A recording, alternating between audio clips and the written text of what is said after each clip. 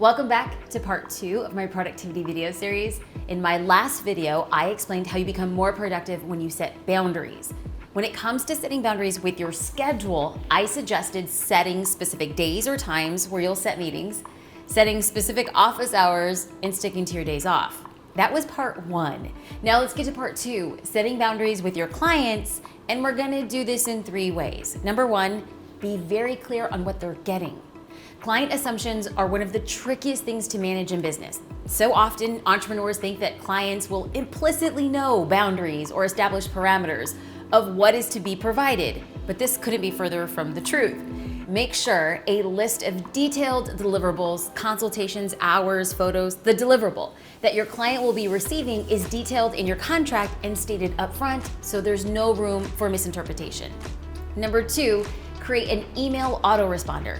Even if you're not out of the office, creating a simple autoresponder is a great way to reinforce a boundary without letting emotions get in the way, which is the key to a healthy business relationship. Create something short and sweet that thanks them for their message and then lets clients know when they can expect a response from you.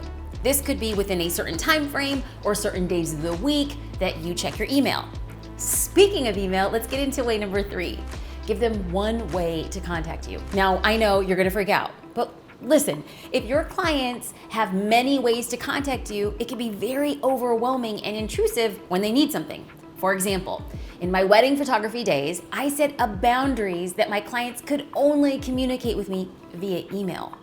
By not giving them my phone number, I was eliminating the risk of being contacted while I was spending time with my family, on the weekend, or on a vacation. So we're gonna pause here for a second. You might be freaking out.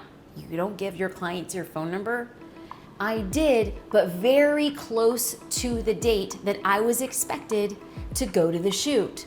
So what did this do? It forced all of our communication to be via email, so we were always on the same page, and right before we had to connect, I gave him my phone number, and that was also denoted in the contract. So regardless of how you would prefer to be contacted, choose one and then stick to it. And I understand that talking about boundaries is like the last thing we want to do as business owners. To be honest, it makes my skin crawl. But the best part of setting boundaries with my clients has been one fact. None of my clients have ever complained, ever. It's important to realize that without limits, your customers have no way of knowing how you'd prefer to be contacted, how often, and when they can expect a response. Friend, there is nothing wrong with putting a line in the sand. You're human, you have a life, just like your clients. They're gonna get it. So now it's time to recap. You've become more productive when you set boundaries. When it comes to setting boundaries with your clients, I suggest being very clear with what they're getting so there's no room for misinterpretation. Next up is to create an auto email responder to reiterate your response boundaries. And lastly, streamline the way you communicate with your clients for one form of communication. Be sure you are subscribed to my account so you get updates, because in my next video, I'm going to be sharing about how we set boundaries with social media. Dun dun dun. Until then, I invite you to download my free productivity planner.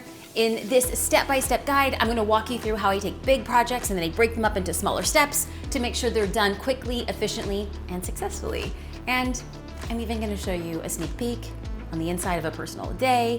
You can download it at jasminestar.com/productivity, and it's yours for free. I can't wait to see you in my next video. I told you I could do it.